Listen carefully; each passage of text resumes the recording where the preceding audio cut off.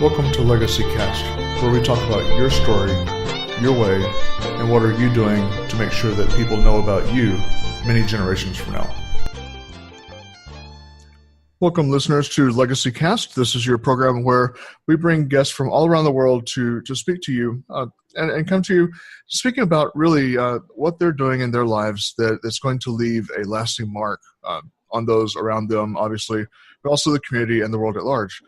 That really is what I feel like a legacy is here, and it's your story told your way, and that's what we bring people in for. And today I have a guest, Maxwell Ivey.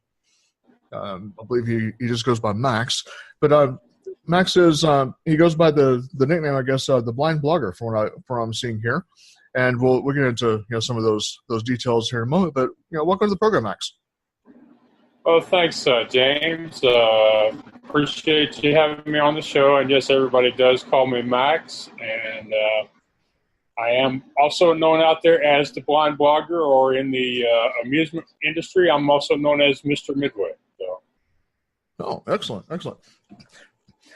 So I'm guessing, just from what I'm seeing here is that, you have a vision handicap. Is that understanding correctly?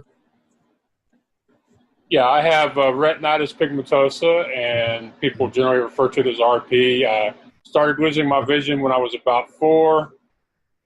I lost it down to what they would call legally blind by the time I was in junior high school, and by the time I was in college, I had what they would call light perception, but in my opinion is total blindness. Goodness.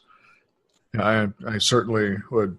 I can't even sympathize. To be quite honest, it's something that people that do not suffer from that can't even relate. So I commend you for making the best of that situation, and just moving on and being able to not only move on but to use that in some way for positive good. So I certainly salute that. Right. I feel like just about everybody has a disability. Everybody has a blindness to something in their lives. We talk about visible disabilities and invisible disabilities, and of course, lately it seems like we have more of the invisible kind. But it took me a long time to understand that things that I do that seem ordinary to me become examples to other people, because there are so many people who don't have an obvious disability, and yet they don't, as you say, they don't do things with their lives, and they don't really challenge themselves or try to do things for other people, and they don't have any type of disability. So because of that, me doing this as a blind person does have value, and surprisingly, I am able to inspire others. Yeah, and that's a part of what we try to do here on the show is bring out the things that other people are doing as an inspiration, because ultimately like I was mentioning in the kind of the intro of the program, is that when we build a legacy, it's something that we're wanting our story to be told for many generations. It's something I personally believe it even comes back from a spiritual standpoint, that to build a legacy, it's something that you're wanting the generations, not just your children or your grandchildren, but many after that, many generations to come, to be able to know that you lived, know what you did that made a difference, and then also to be able to know of those people that you came in contact with, because they were made better by that example. And so that's why I'm glad to have you here to be able to open up some of your experience. Yeah, I think about what we're doing now. We're having an interview. We call it a podcast, but you think about it, there's not much really different between what me and you are doing when we help somebody share their story of overcoming their life circumstances or solving a problem. There's not much difference between that and thousands of years ago, when the elders would sit around the fire with the young people and tell them the stories from their past to educate them on things that they would have to deal with in their lifetime. Absolutely. I completely agree. And it's, the only difference really is just the medium that we're doing it. Now we have digital age that we're able to use and record that, as opposed to just passing it verbally, or for those cultures that did have a written language, then, ultimately writing it down either on tablets or in books as that technology came along. I am part Native American, and so that becomes even more a part of my personality in the storytelling, because that's something that's very near and dear to my family, is the verbal traditions, because many of the Native peoples here in the U.S. did not have a written language. Mine, part of that being Cherokee, they did have a written language, which was unique, but most of the different nations did not have one. And so, a spoken tradition was very big. And so that's, I guess, sort of a natural calling for me doing a podcast. Right. And now even the Library of Congress is starting to do its part to maintain the heritage of the spoken word. And sure. I also think it's great that, a lot of people who do shows are doing them on platforms where these shows are going to be archived. And even if James Snow isn't around 100 years from now, James Snow's podcasts and his interviews, they may be somewhere online in the cloud, or possibly printed out or saved on hard drives. I mean, just think about that. You and me, we're building a legacy, one person's story at a time, and that's a great thing to accomplish. And I appreciate you kind of seeing it in those terms, because that, though I really don't think about that from a day-to-day basis. I guess deep down, I do hope that this does last on a lot longer than the age of whatever a microfiche or whatever the technology is that's stuff on. Yeah. I wonder how many people even know what microfiche is. We probably just use the word. They're hoping we weren't cussing at them. Yeah, I probably just aged myself a little bit, and we have some millennials that are going to be very confused by listening to this program. Yeah. Well, when we're talking about legacies, though, as far as from a business standpoint, is that something that you think that is important? People really take time to spend energy putting into their business? What is that business legacy going to be? I don't think most people take the time to think about their business legacy. I think most people, and at least this has been this in my case, is it's a matter of showing up every day, seeing what the problem or the opportunity is for that given day, and then what can you do about it between now and the time you go to bed? What will you be able to do about it over the next weeks or months? I think it's interesting. I don't think most business owners worry about their legacy, but it seems like most politicians and quite a few of the professional athletes do worry about their legacy. And maybe that's because especially with athletes, because they have such a shorter lifespan in their professional endeavor. Maybe that's why they think of it more. But I don't think I've ever had a discussion with anybody before you about what would my legacy be or what would their legacy be. Yeah, and I know that in ages past that was something that's very large. Because even in the naming of people, the surnames. You had surnames such as Thatcher, to where people that made nets, for the fishermen, or different hunter, different trades.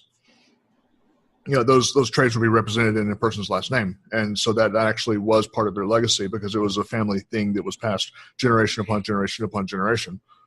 And right. I think maybe some of our society, unfortunately, has gotten away from that. And hopefully, through this program, we'll kind of open people's eyes a little bit to where they start thinking, maybe I should look at, what I'm doing in business as a legacy, because we don't create a company just to have it for now and then it fizzle away and no longer, it cease to be once we're through with it.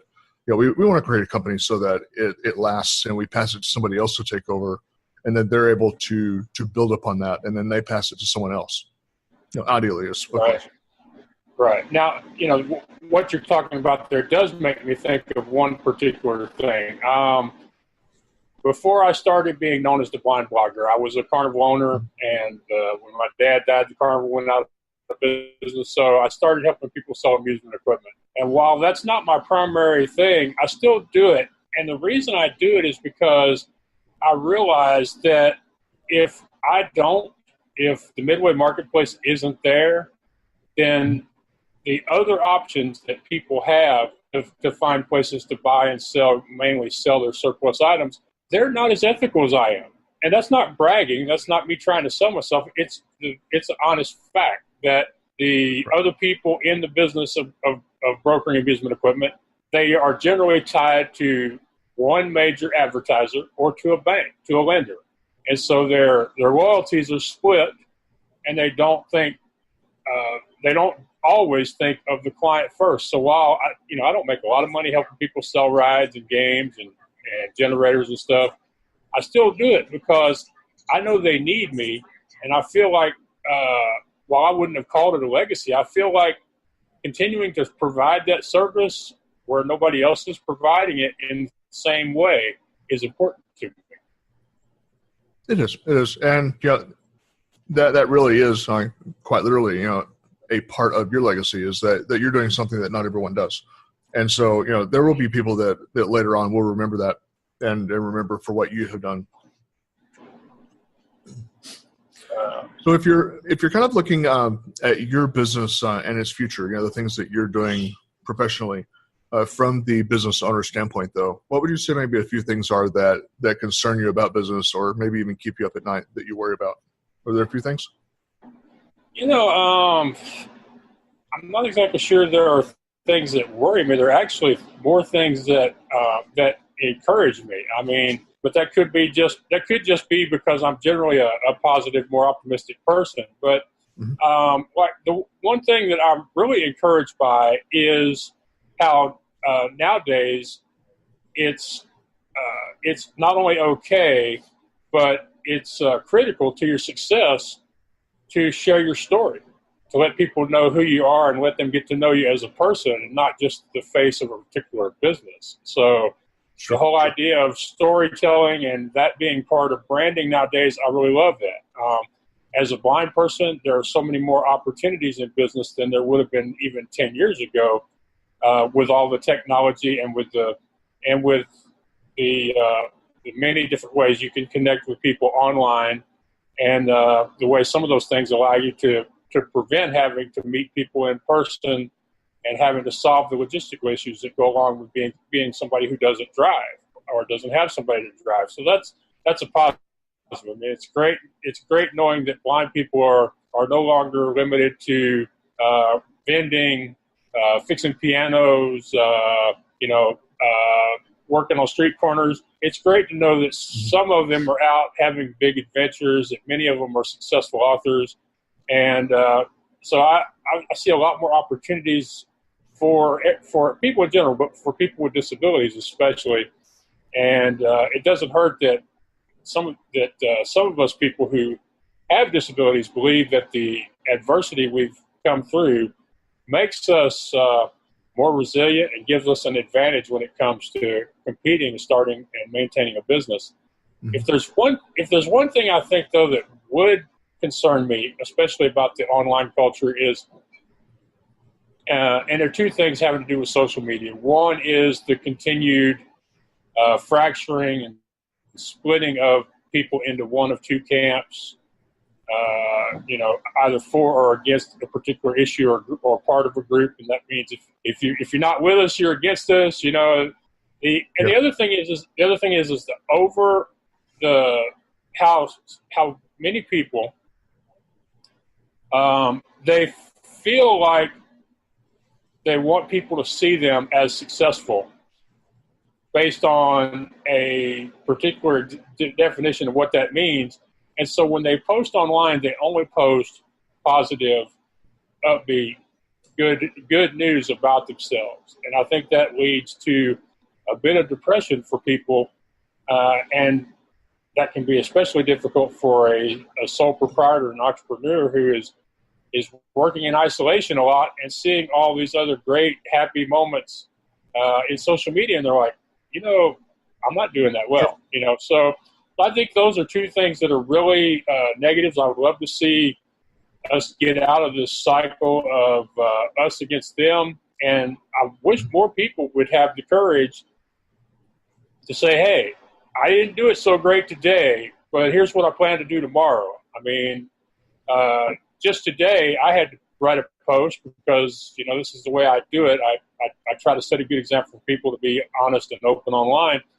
I had to write a post saying, that competition that I asked y'all to help me win, well, the voting doesn't start for 2 weeks, and so basically, y'all have been pressing the like button. Y'all haven't been voting for me. And I don't know that everybody would have